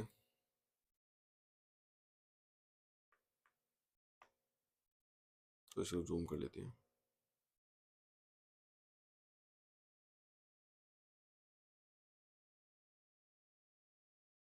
थोड़ा सा दिख जाए अच्छे से अपने को। एक कॉन्सेप्ट आता है स्पेसिफिक यील्ड। स्पेसिफिक यील्ड मतलब पानी ग्रेविटी से निकालना, और स्पेसिफिक रिटेंशन मतलब ग्रेविटी से ना निकला। इन दोनों का समेशन होता है n इंटू एस के बराबर। n वही पोरोसिटी, ये पूरा पानी कितना है, पोरोसिटी के बराबर ही है। एस क्या है, सेचुरेशन। नॉर्मली सेचुरेशन हमेशा 1 ही होता है। तो फॉर्मूला आ जाता है specific yield plus specific retention बराबर n। इसमें से स्पेसिफिक यील्ड कहीं कुछ ना वैल्यू दे देगा, ठीक है। और स्पेसिफिक यील्ड क्या होता है, volume of water drained out due to gravity divide by total volume. यही होता है स्पेसिफिक यील्ड, कि मैं ग्रेविटी के अगेंस्ट में कितना पानी ड्रेन आउट हो चुका है, डिवाइड बाई टोटल वॉल्यूम कितना था पानी का, ये हो गया specific yield plus specific retention बराबर n प्लस ns। इसके बहुत सारे क्वेश्चन आते हैं गेट में, ये हमने देख ही लिया, ये देख लिया, ये देख लिया। इसमें H1 H2 ध्यान रखना है, इसमें ड्रॉ डाउन देगा तो अपन एडिशन करके निकाल लेंगे। ये भी ऐसे ही फॉर्मूला है, H1 ड्रॉ डाउन। ये कहा था पर्च एक्यूफर। पर्च एक्यूफर कोई बहुत भयंकर कोई एक्यूफर नहीं है, अनकन्फाइंड एक्यूफर में ही एक एक्स्ट्रा पानी मिलता है कहीं, तो उसको पर्च एक्यूफर बोल देते हैं। अनकन्फाइंड एक्यूफर में भी मिलता है, ठीक है। अब आता है अपना डिस्ट्रीब्यूशन सिस्टम। थोड़ा सा डिस्ट्रीब्यूशन सिस्टम के बारे में पढ़ लेते हैं, कैसे कैसे पानी को डिस्ट्रीब्यूट करेंगे, क्या क्या इक्विपमेंट लगाएंगे, क्या क्या लगाएंगे। सबसे पहले वॉल लगाते हैं। डिस्ट्रीब्यूशन सिस्टम में कहीं ना कहीं वॉल लगे होते हैं, कई टाइप के वॉल होते हैं। नाम से लग रहा है air wall, air relief wall. हवा जब हवा अंदर आ जाती है, हवा कहाँ होती है, हल्की होती है, समिट के ऊपर आती है, समिट पॉइंट के ऊपर, तो लगा देते हैं। At every summit of a pipeline and downstream of the sluice valve and air valve is provided, ठीक है। Reflex valve, check valve, no returning valve, ये याद कर लो, ये बस एक ही डायरेक्शन में फ्लो के लिए फ्लो करवाते हैं। अगर दूसरी डायरेक्शन में फ्लो नहीं करवाएंगे, ऑटोमेटिक बंद हो जाएंगे। रिफ्लेक्स वॉल, चेक वॉल और नॉन रिटर्निंग वॉल। क्वेश्चन आता है रिलीज वॉल क्या काम आता है। रिलीज क्या होना है, हमें एयर रिलीज करनी है, remove air from pipeline. Check valve हमने अभी पढ़ा कि एक ही डायरेक्शन में पानी को फ्लो करवाएंगे, limit the flow of water to single direction. Gate valve ये पढ़ लेंगे, stopping the flow of water in the pipeline. पानी को कंट्रोल करने के लिए जो लगाते हैं वो गेट वॉल लगाते हैं। पायलट वॉल थोड़ा सा और टाइप का, अलग टाइप का वॉल है, reduce high inlet pressure to lower outlet pressure, ठीक है। और क्या क्या चीज़ें हैं अपनी, एक scour valve, blow off valve, drain valve, wash out valve. चार टाइप की, चार टाइप नहीं है, एक ही वॉल के चार नाम है। क्या काम के, to remove silt from the pipeline. Pipeline में सिल्ट जमा हो जाती है, उसको रिमूव करना है। जनरली कहाँ लगाते हैं, लास्ट में लगाते हैं, generally at the dead end of the pipe में। इतने सारे नहीं लगाते, एक टाइप का वॉल लगाते हैं, उसके पास नाम बहुत सारे हैं। Scour valve, blow off valve, drain valve, wash out valve. नाम से लग रहा है कि सिल्ट हटाने के लिए dead end of the pipe में लगा देंगे। एयर वॉल और एयर रिलीफ वॉल हम पढ़ गए हैं, एयर को रिलीज करने के लिए। एयर कहाँ जमा होती है, ऐसे पाइप जा रहा है, एयर यहाँ जमा हो जाती है, समिट पे लगा दूँ। और स्लूस वॉल लगाया, कोई गेट वॉल लगाया, उसके डाउन स्ट्रीम में भी लगा दूँ ताकि हवा रिलीज हो जाए। रिलीफ वॉल, सेफ्टी वॉल और pressure relief valve, cut off wall, ठीक है, इन सब का काम है प्रेशर को रिलीज करना beyond permission limit used in case of water hammer.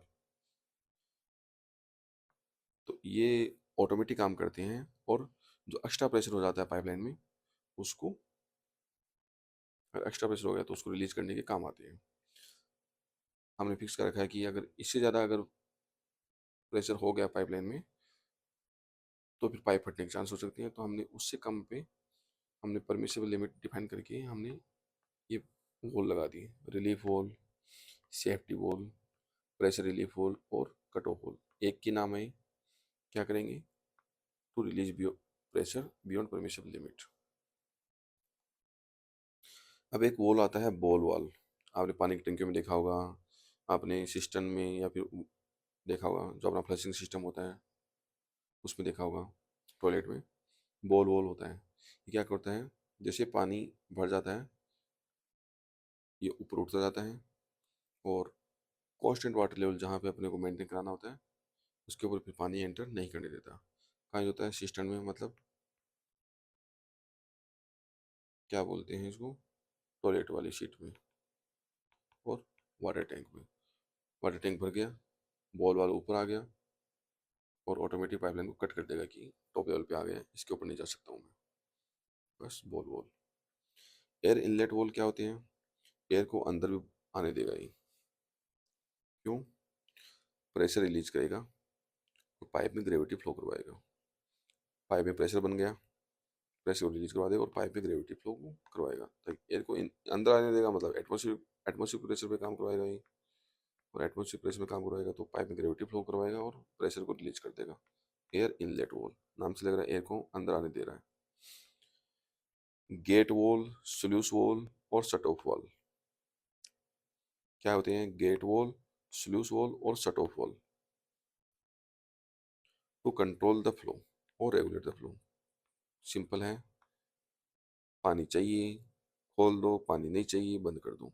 ये gate valve, sluice valve, shut off valve, to control the flow और रेगुलेट द फ्लो। जनरली कहाँ प्लेस करते हैं उसको, समिट पे करते हैं, क्योंकि समिट पे क्या होता है, प्रेशर कम होता है।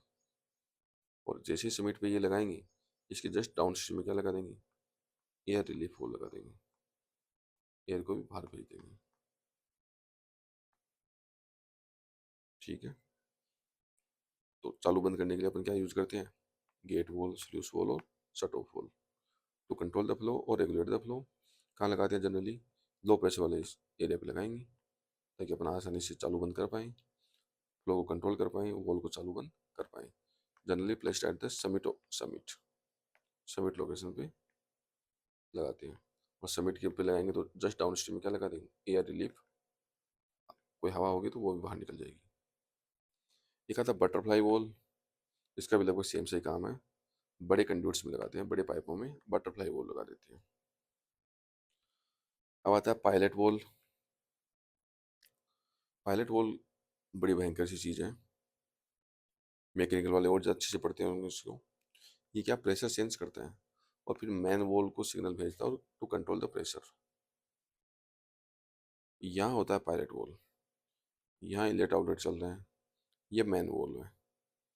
इधर से कुछ फ्लो जाता है, इधर से कुछ सेंस करता है, यहाँ से प्रेशर के सिस्टम पे ये एक्स्ट्रा प्रेशर आ रहा है, ये बंद हो जाएगा, खुल जाएगा, इस टाइप से काम करता है पायलट वॉल। ठीक है, ये पायलट वॉल के बारे में लिखा है। एक आता है फुट वॉल, नाम से लग रहा है कहीं फुट का, फुट पे लगेगा कहीं। At the end of the suction pipe, suction pipe जो होता है, ये संक्शन पाइप था, यहाँ हमने पंप लगाया, ये फिर डिलीवरी पाइप हो गया, यहाँ पानी उठा रहा है संक्शन पाइप से, संक्शन पाइप पानी उठा रहा है, और पंप है, डिलीवरी पाइप है। कहाँ लगाएंगे, at the end of the suction pipe लगाएंगे। क्या करते हैं, they prevent the entry of debris into the pumping system. Suction pipe के एंड में लगा देंगे, यहीं लगा देंगे, they prevent the entry of debris into the pumping system. Football एक नाम से आ गया, ठीक है। एक ऐसे बॉल वॉल था, नाम से मुझे आ गया, बॉल वॉल, बॉल टाइप का था, कांस्टेंट वाटर लेवल मेंटेन करने के लिए था। एक चेक वॉल था, पानी को चेक कर देता है, चेक करके भेजता है कि इस डायरेक्शन में भेजना, दूसरी डायरेक्शन में नहीं जाने दूंगा। रिफ्लेक्स वॉल और नॉन रिटर्न वॉल, ये भी ऐसे सिस्टम पे लगाते हैं। स्टॉप कोक, वॉश बेसिन में जो टैप होती है उसी को क्या बोलते हैं, स्टॉप कोक बोल देते हैं, पानी को चालू बंद करने के लिए। तो सब नाम से लग रहा है अपने, कोई बड़ी चीज़ है नहीं, सिंपल सिंपल से क्वेश्चन आते हैं। कुछ सा होते हैं कि कुछ वॉल ऑटोमेटिक काम करते हैं, बॉल वॉल हो गया ऑटोमेटिक काम करेगा कि पानी का लेवल यहाँ तक आ गया, इसके ऊपर बॉल है, बॉल वॉल है, इसके ऊपर ये बॉल वॉल जा नहीं सकता, तो ये ऊपर इधर सेंस करा देगा कि मैं मैक्सिमम लेवल पे आ गया हूँ, उठ जाएगा ये और पानी की एंट्री बंद कर देगा। बॉल वॉल कहाँ लगाते हैं, सिस्टम में लगाते हैं, टॉयलेट में एंड वाटर टैंक में लगाते हैं। Check valve, non returning valve, ये भी ऑटोमेटिक काम करता है। हम हर बार बोलने थोड़ी जाएंगे कि भाई तेरा काम एक ही डायरेक्शन में पानी भेजना है, सिस्टम हमने ऑटोमेटिक बना दिया कि इस डायरेक्शन में वो खुलेगा, दूसरी डायरेक्शन में पानी आने नहीं देगा, दूसरी डायरेक्शन में जैसे पानी आएगा वो बंद हो जाएगा ऑटोमेटिक, एक डायरेक्शन में खुलता है। Check valve, non returning valve. Air relief valve, air को हटाना है तो ये भी ऑटोमेटिक काम करना चाहिए, तो एयर रिलीफ वॉल कहाँ लगाते हैं, या तो समिट पे लगाते हैं, या फिर अगर समिट पे हमने क्या लगा दिया, गेट वॉल लगा दिया पानी को कंट्रोल करने के लिए, स्लूस वॉल लगा दिया, तो उसके डाउन स्ट्रीम में लगा दो एयर रिलीफ वॉल, ताकि एयर को सिस्टम से बाहर निकाले, एयर अक्यूमुलेट होने से बचाएं। प्रेशर रिलीफ वॉल है, अगर कुछ एक स्पेसिफिक वैल्यू से ज़्यादा अगर पाइप में प्रेशर हो गया है तो automatic pressure relief wall pressure को कम कर देता है। तो ये 4 टाइप के हैं जो ऑटोमेटिक काम करते हैं, ball valve, check valve, air relief valve और pressure relief valve. Relief valve, safety valve, pressure relief valve, cut off valve, ये सब प्रेशर रिलीफ वॉल के ही डिफरेंट नाम है।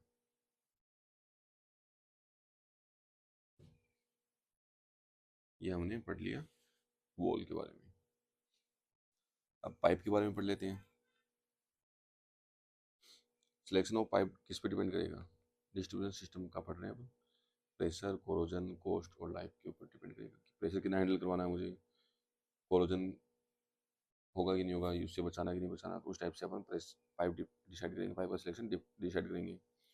कॉस्टली क्या है, अपने इकोनॉमी भी देखनी है और कितने सालों के लिए किसकी लाइफ है, उस हिसाब से हम सिलेक्शन कर लेंगे पाइप का। फिर आता है टाइप। पाइप कितने टाइप के होते हैं, पाइप को सिंपली हमने 2-3 टाइप में बांट दिया है। मेटेलिक पाइप हैं, मेटल से बने हैं, नॉन मेटेलिक पाइप हैं और प्लास्टिक पाइप है। क्या है, मेटेलिक पाइप में कास्ट आयरन पाइप क्या है, स्ट्रॉन्ग होते हैं, ड्यूरेबल होते हैं, मॉडरेट कोरोजन रेजिस्टेंस होते हैं, इनके जॉइंट आसानी से बन सकते हैं, वेल्डिंग वेल्डिंग में आसानी से कर सकते हैं, जॉइंट बना सकते हैं आसानी से। प्रॉब्लम क्या है, महंगी है, ब्रिटल हैं और हेवी भी हैं। 7 kg पर सेंटीमीटर स्क्वायर से ज़्यादा का प्रेशर झेल नहीं सकती, इंटरनल प्रेशर 7 kg पर सेंटीमीटर स्क्वायर से ज़्यादा नहीं झेल सकती, तो पहले सिटी वाटर सप्लाई में इनको यूज़ कर देते हैं।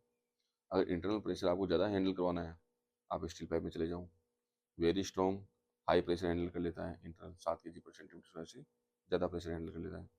प्रॉब्लम क्या है फिर से, वही कोरोजन, रस्ट। ठीक है,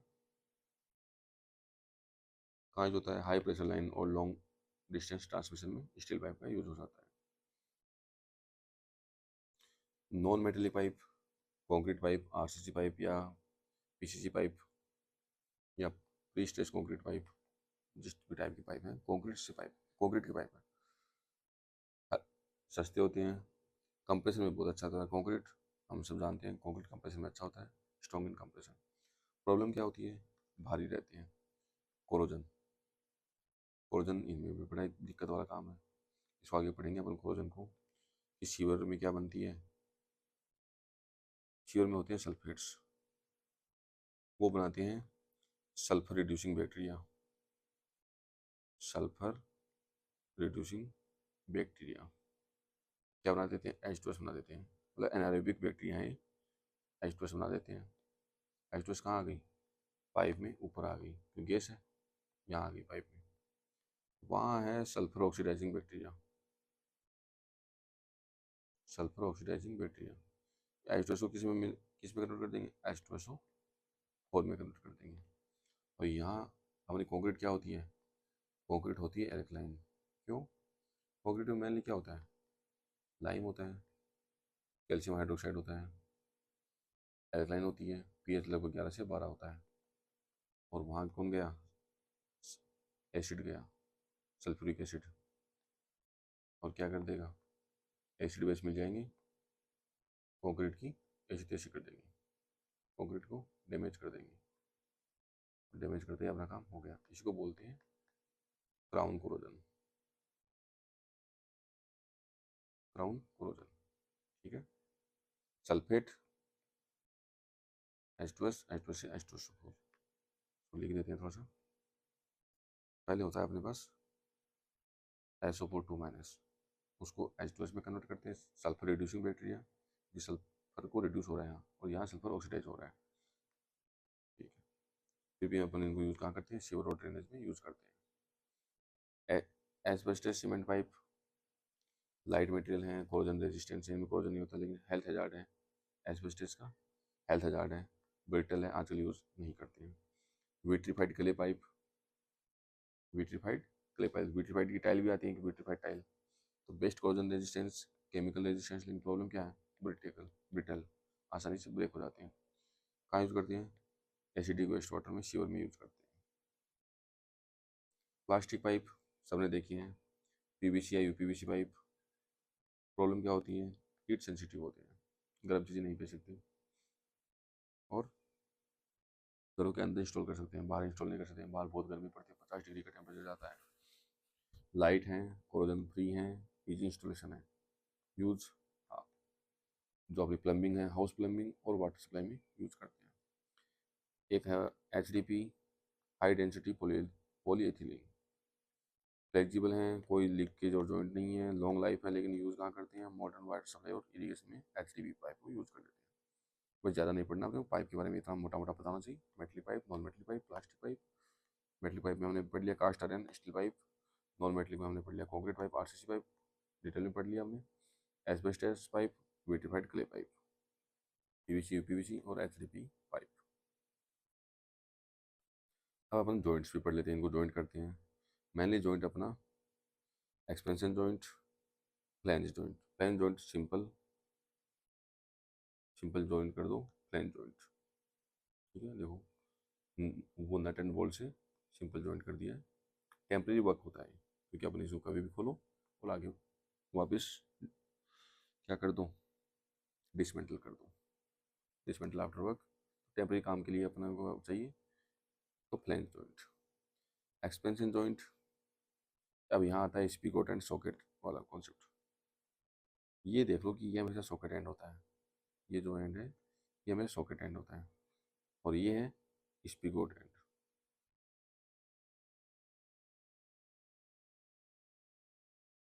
socket end spigot and, socket end ये है, इसके अंदर स्पीगोट एंड लाएंगे, और एक्सपेंशन जॉइंट बोल देते हैं इसको। क्यों, क्योंकि इसमें थोड़ा बहुत स्पेस बचता है, ये क्या कर सकता है, एक्सपेंशन कर सकता है, कॉन्ट्रेक्शन कर सकता है। तो ये हो गया expansion joint, spigot and socket joint, same चीज़ है। अब आता है नेटवर्क। कितने टाइप के नेटवर्क होते हैं पाइपलाइन में, डिस्ट्रीब्यूशन के, डिस्ट्रीब्यूशन सिस्टम के कितने टाइप के नेटवर्क बनते हैं। पहला है डेड एंड सिस्टम, सिंपल एक मेन पाइपलाइन जा रही है, सब मेन पाइप जाएंगी, ब्रांच जाएंगी, ब्रांच जाएंगी, ब्रांच, ठीक है, लेकिन यहाँ डेड एंड हो गया, यहाँ डेड एंड हो गया, यहाँ डेड एंड हो गया। मेन पाइपलाइन, सब main, branch, dead and, dead and. तो इसको क्या बोलते हैं, ट्री सिस्टम भी बोल देते हैं। पेड़ की तरह लग रहा है, पेड़ की जैसे ब्रांचेज होती हैं वैसा ही है। तो डेड एंड सिस्टम या ट्री सिस्टम क्या होता है, बहुत सस्ता होता है, ईजी टू डिजाइन है, कुछ डिजाइन करना ही नहीं है, कुछ ज़्यादा डिजाइन नहीं करना। लेकिन दिक्कत क्या आ रही है, कोई फ्री सर्कुलेशन ऑफ वाटर नहीं है, पानी यहाँ जाके यहाँ जाके यहाँ जाके डेड एंड बन जा रहा है, पानी का फ्री सर्कुलेशन नहीं है, पानी एक ही लोकेशन में 2-3 जगह से नहीं आ सकता, कहीं अगर डैमेज हो गया, यहाँ अगर डैमेज हो गया, आगे वाले सारे की दिक्कत। तो system is easy to design, cheap and simple, disadvantage क्या है? They are many dead ends leading to stagnant of water. और पानी अगर स्टेगनेंट रहेगा तो खराब होने के भी चांस हैं पानी के। And prevent free circulation of water suitable for town which are not planned properly. और सुटेबल किसके लिए होता है? जो सिटी प्रॉपरली प्लान नहीं होती, मेनली ओल्ड टाउन होते हैं, इनको सही से प्लान नहीं किया हमने, तो वहाँ काम का होता है dead and system, tree system. बस लोगों को सप्लाई दे दो, बाकी डेड एंड रहेंगी, वहाँ पे ना फ्री सर्कुलेशन होगा। फ्री सर्कुलेशन नहीं होगा तो पानी स्टेगनेंट के चांस रहेंगे, स्टेगनेंट पानी खराब हो सकता है। फिर बनाया हमने ग्रिड सिस्टम। ग्रिड सिस्टम में क्या बनाया हमने? मेन लाइन तो सेम ही रखी, हमने ब्रांचेज का ग्रिड बना दिया, ब्रांचेज का ग्रिड बना दिया। इसको बोलते हैं grid system, grid iron system, reticulation और इंटरलेस सिस्टम, सब इसी के नाम है। Grid system, grid iron system, reticulation system और इंटरलेस्ड सिस्टम। डिजाइन डिफिकल्ट है भाई इसकी, और कॉस्टली भी है, क्योंकि बहुत सारे वॉल लगाने पड़ेंगे, बहुत सारे कनेक्शन देने पड़ेंगे। एडवांटेज क्या है? डेड एंड एलिमिनेट कर दिया हमने। Water has more than one route to reach a point. अगर यहाँ पे पानी में दिक्कत आ गई है, यहाँ पे कुछ ब्रेक डाउन हो गया है, मेंटेनेंस चल रही है, तो यहाँ पानी दूसरी जगह से भी आ सकता है, तीसरी जगह से भी आ सकता है। Water has more than one route to reach a point. Disadvantage क्या है? Design is difficult and costly. It needs more length of pipe and more number of valve ज़्यादा लगेंगे। कहाँ सुटेबल है? For well plan city having rectangular and square grid pattern of roads. ठीक है। अब आता है रिंग सिस्टम। रिंग में क्या है? सारी सारी मेन लाइन ही है। इसमें तो मेन लाइन एक थी, फिर सब मेन ब्रांच इस टाइप की लाइन थी बाकी। ठीक है। इसमें क्या किया है? सारी सारी मेन लाइन ही है, कोई ब्रांच पाइप लाइन नहीं है, सारी लाइन क्या है? मेन लाइन है। हमने रिंग बना दिया पूरे का। ठीक है, सबका रिंग बना दिया हमने, मेन पाइपलाइन का ही रिंग बना दिया सिस्टम, उसको बोलते हैं रिंग सिस्टम। सेम चीज़ें हैं, डेड एंड्स एलिमिनेट हो गए हैं, water has more than one route to reach a point, system costly है, suitable for very properly plan city. अब आता है रेडियल सिस्टम, एक और लास्ट सिस्टम है रेडियल सिस्टम। हमने क्या किया? In this system a big area is divided into several zone, at the centre of each radial zone a distribution reservoir is kept. हमने पानी इनटेक ला के, इनटेक था, WTP था, फिर हमने एक बनाया था सर्विस रिजर्वॉयर, जहाँ हम पानी स्टोर कर लेते हैं अपना। कौन सा पानी? जिसका हमने ट्रीटमेंट कर दिया। और फिर अपना आता है डिस्ट्रीब्यूशन सिस्टम। तो अगर अपना एरिया ऐसा है कि मैं अगर यहाँ सर्विस रिजर्व रख दूँ, यहाँ सर्विस रिजर्व रख दूँ, यहाँ रख दूँ, यहाँ सर्विस रिजर्व बना दूँ, पानी की टंकियाँ बना दूँ, और फिर मैं इस एरिया में ऐसे सप्लाई कर दूँ, यहाँ से इस एरिया में ऐसे सप्लाई कर दूँ, मेरा क्या हो जाता है? रेडियल सिस्टम हो जाता है। मैं रेडियली डिस्ट्रीब्यूट करता हूँ पानी को, divided into several zone, at the centre of each radial zone a distribution reserve is kept. Advantage क्या है? This method gives higher service sides. ठीक है भाई, सर्विस साइड ज़्यादा देगा, क्योंकि ये सर्विस रिजर्व बनाया था, ऊंचाई पे है, ये सब पॉइंट क्या है? लो लेवल पे है। This is very efficient and economical distribution system, pressure calculation are easy, it requires more length of pipe. ठीक है, समय से पानी पहुंचाना है। Suitable for very big area having radial road network. ठीक है, तो अपने ये चार टाइप के हमने नेटवर्क सिस्टम पढ़ लिए। क्या क्या पढ़ा? डेड डेड एंड सिस्टम, इसको क्या बोलते हैं? ब्रिज सिस्टम भी बोल देते हैं। क्या क्या है इसमें? मेन पाइपलाइन, सब मेन, ब्रांचेज और डेड एंड्स। स्टेगनेंट होगा वाटर, फ्री सर्कुलेशन नहीं होगा। फिर हमने पढ़ा ग्रिड आयरन सिस्टम, ना इसकी सीक्वेंस याद रखना बस।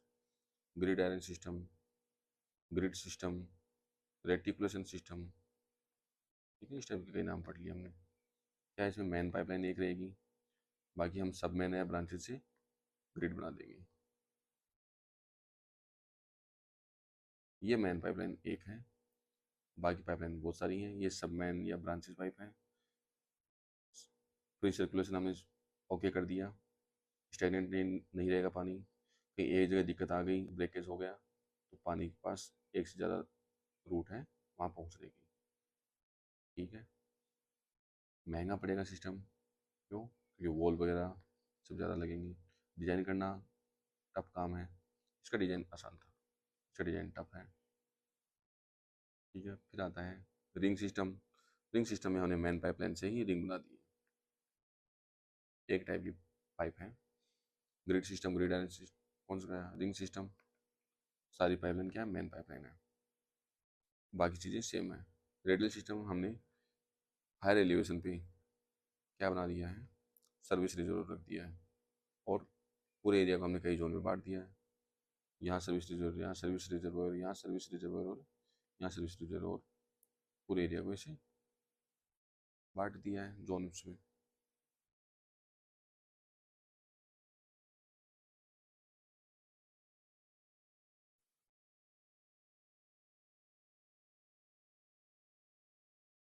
अब अपन क्या करेंगे, थोड़ा सा और पढ़ लेते हैं, कि अपन कोशिश करेंगे एक 1.5 घंटे का ही लेक्चर बनाएंगे। क्या था? डिस्ट्रीब्यूशन रिजर्वर, जो सर्विस रिजर्वर था वही डिस्ट्रीब्यूशन रिजर्वर है। कह रहे हैं कि how will you estimate the total storage capacity of distribution reservoir. इसमें 3 टाइप की स्टोरेज होते हैं, balancing storage, breakdown storage, fire storage. कैसे? बैलेंसिंग स्टोरेज डिमांड और सप्लाई में बैलेंस बनाने के लिए। ठीक है, आपकी कभी भी सप्लाई कॉन्स्टेंट नहीं होगी, कभी आपकी डिमांड सेम नहीं रहेगी, उसको फ्लक्चुएट करती हैं दोनों, डिमांड और सप्लाई फ्लक्चुएट करती हैं, उस दोनों को बैलेंस करने के लिए बैलेंसिंग स्टोरेज बनाते हैं। और इसको कैलकुलेट करने का तरीका है मास करो मेथड, नीचे अभी वो भी पढ़ेंगे। ठीक है, बैलेंसिंग स्टोरेज बना दिया हमने, इसके बेस पे हमने स्टोरेज कैपेसिटी डिसाइड करनी है कि जो मैं डिस्ट्रीब्यूशन रिजर्व बना रहा हूँ उसकी स्टोरेज कैपेसिटी कितनी होनी चाहिए। उसको तरीके हैं, उसके 3 पार्ट हैं। बैलेंसिंग स्टोरेज, कहीं अगर ब्रेकडाउन हो गया, मेंटेनेंस चल रहा है, तो आपके पास स्टोरेज होना चाहिए। और अगर कहीं आग लग गई, फायर लग गया, तो आपके पास सफिशिएंट स्टोरेज होना चाहिए। बस, तो ये 3 टाइप के स्टोरेज आते हैं डिस्ट्रीब्यूशन रिजर्व में, बैलेंसिंग स्टोरेज, ब्रेकडाउन स्टोरेज और फायर स्टोरेज। अब बैलेंसिंग स्टोरेज को निकालने का तरीका है मास करो मेथड। ठीक है, मास करो मेथड में क्या होता है, मैं मानता हूँ क्यूमुलेटिव डिमांड और सप्लाई, ठीक है, इन इधर टाइम है। मैं मानता हूँ कि ये मेरी सप्लाई है। सप्लाई मतलब मैं पानी सप्लाई कर रहा हूँ। सप्लाई मतलब ऐसा मत सोचना कि मैं डिस्ट्रीब्यूशन में कर रहा हूँ, डिस्ट्रीब्यूशन वाले को डिमांड बोलेंगे।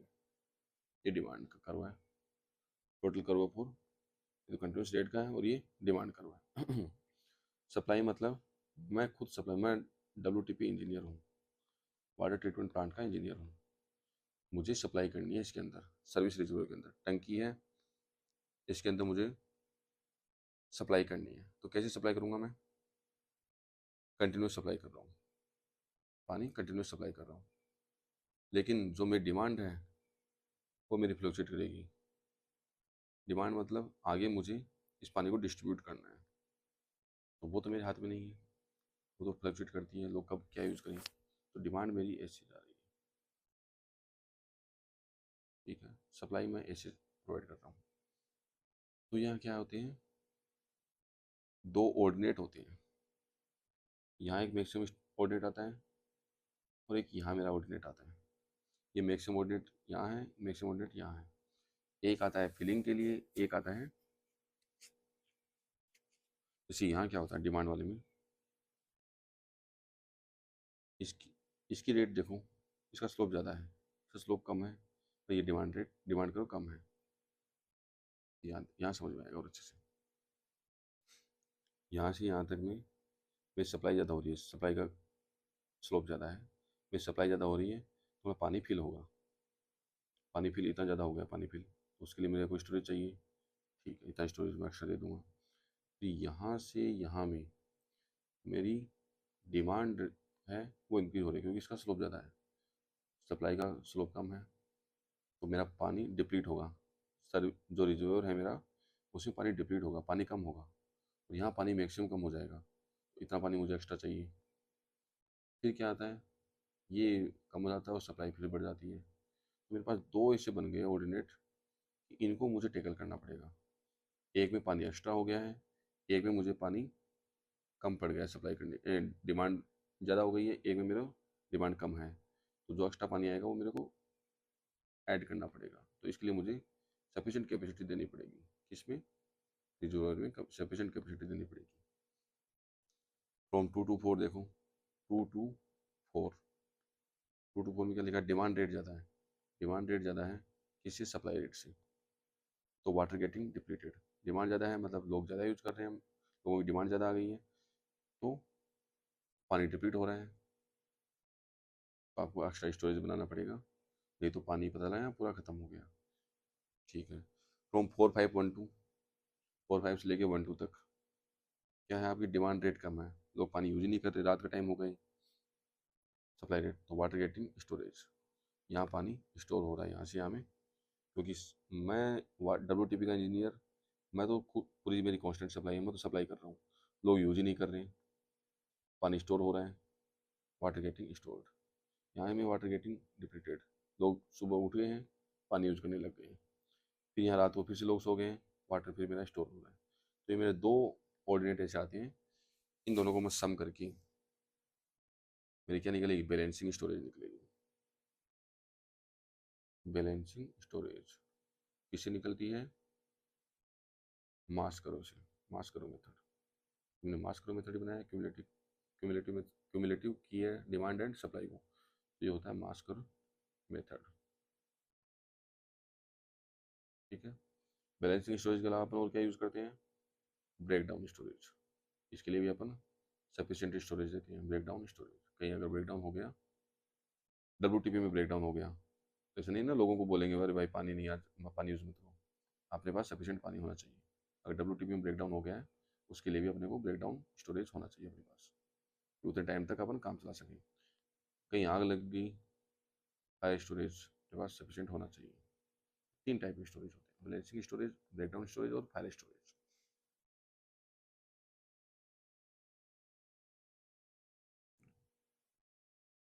ओके,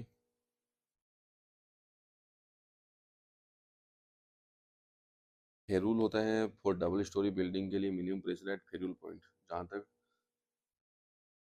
क्या बोलते हैं WTP वाले, आपकी कम्युनिटी में पानी पानी का लास्ट पॉइंट है, इनका इनका सप्लाई का लास्ट पॉइंट होता है। ठीक है, तो उसको फेरूल पॉइंट बोलते हैं। लगभग 12 मीटर होता है as per government of India manual. Ferrule point पे जो मिनिमम प्रेशर होता है वो 12 मीटर होता है, ताकि आपका डबल स्टोरी बिल्डिंग में भी पानी आराम से चढ़ जाए ऊपर। गूजने पता नहीं कुछ होता है, तो भी देखेंगे इसको।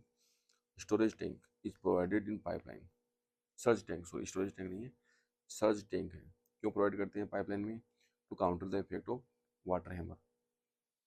वाटर हैमर को काउंटर करने के लिए अपन सर्ज टैंक प्रोवाइड कर देते हैं,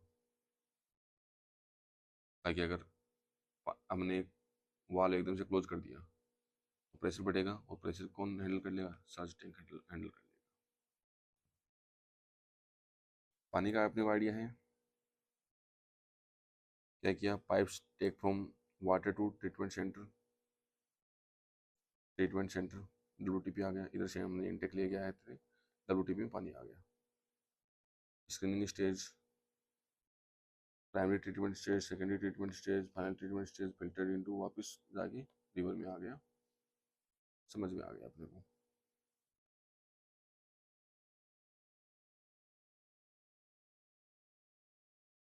WTP STP दोनों एक साथ समझाया इसमें। ये देखो इसमें ज़्यादा समझ में आएगा। लेक से हमने पानी लिया और WTP में पानी भेज दिया, स्क्रीनिंग लगाई, यहीं स्क्रीन लगा दी थी हमने, ताकि बड़ी बड़ी चीज़ें डेब्रीज वगैरह आए ना।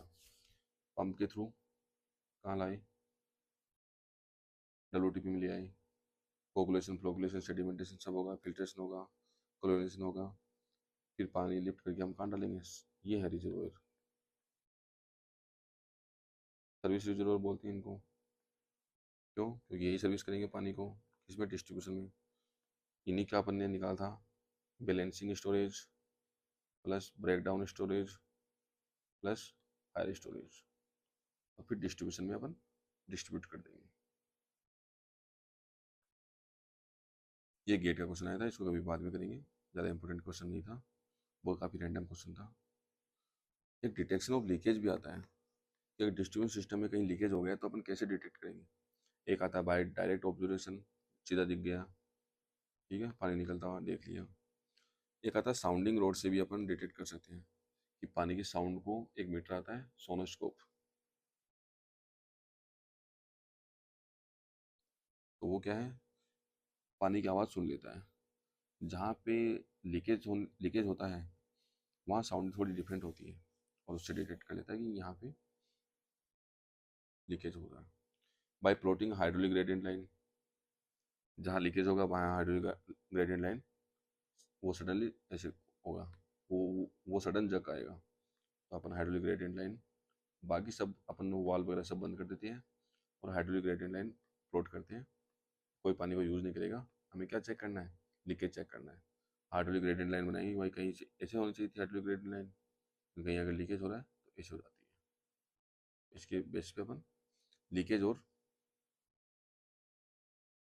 जो भी चीज़ें हैं लीकेज वगैरह वो अपन डिटेक्ट कर पाएंगे in distribution system by using water detecting metre.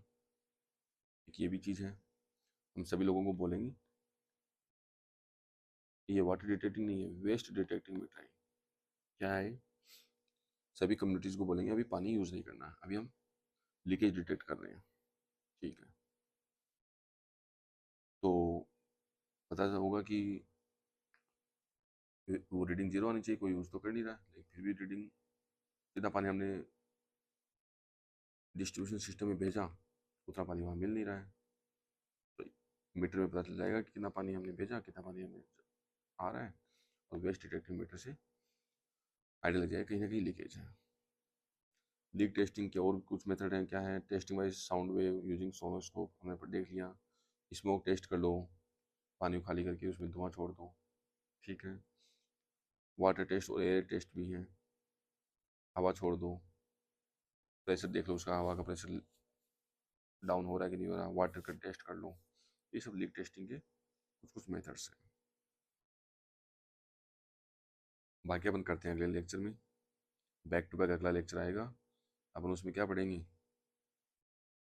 काफ़ी सारी चीज़ें पढ़ेंगे उसमें। अपन सीवरेज को वापस कैसे करते हैं, फिर क्वालिटी ऑफ वाटर पढ़ेंगे अपन नेक्स्ट लेक्चर में। गाइज